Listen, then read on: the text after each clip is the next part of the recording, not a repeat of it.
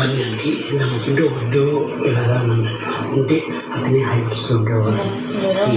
నాకు ఒక్కటే ఒకసారి చెప్తాను. మొన్న మేము ఫస్ట్లో ఉండేవాళ్ళే కదా టార్గెట్ చేసాము.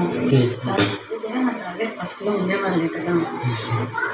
ఫస్ట్లో ఉండేవాళ్ళు ఇక్కడంతా డిస్కషన్ చేసి ఆవిడ మాటలు మార్చాలని మేము మార్చాం కదా.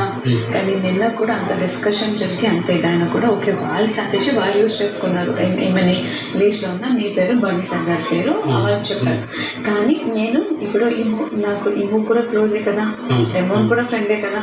సో ఆయన కూడా నేను హైయెస్ట్ ఎవరైతే ఉన్నారో వాళ్ళే తీస్తాననే కదా నేను చెప్పాను. నాకు అక్కడే పెట్టాను కదా.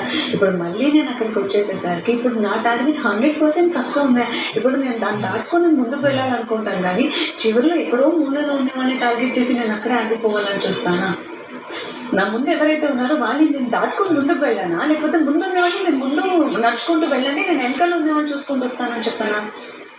ఒక్కసారి నా ప్లేస్లో ఉండి మీరు ఆలోచించండి. ఇక్కడ అందరూ మా క్లోజే, అందరూ మా ఫ్రెండ్సే. ఇప్పుడు నేను మధ్యలో ఉన్నా. ఇక్కడ స్కోర్ ఉండేవాళ్ళు ఉన్నారు. వీళ్ళని దాటి నేను ముందుకు వెళ్ళానా, లేకపోతే ఎక్కడో ఉండే వాళ్ళని చూసుకుంటూ నేను ఇక్కడే ఉండనా? కదా అది వాళ్ళు ఇప్పుడు వాళ్ళ వరకు వస్తే ఓకే, మీరిద్దరు గట్టిగా మాట్లాడవచ్చు. మీరు నన్ను తీసేయాలనుకున్నారు, అందుకే నేను మిమ్మల్ని తీసేస్తున్నా. ఇప్పుడు మీరు వాడి పేరు చెప్తారా, దాంట్లో ఒక అర్థం ఉంది. నేను లిస్ట్లో ఉన్నాను, నువ్వు తీసేయాలనుకున్నావు, నేను తీసేస్తున్నాను అనేసి. ఇప్పుడు ఆయన అంటారు అవును మీరిద్దరు నన్ను టార్గెట్ చేశాను, నేను నిన్ను టార్గెట్ చేస్తున్నాను. కానీ నేను ఇక్కడ టార్గెట్ కాదు ఏం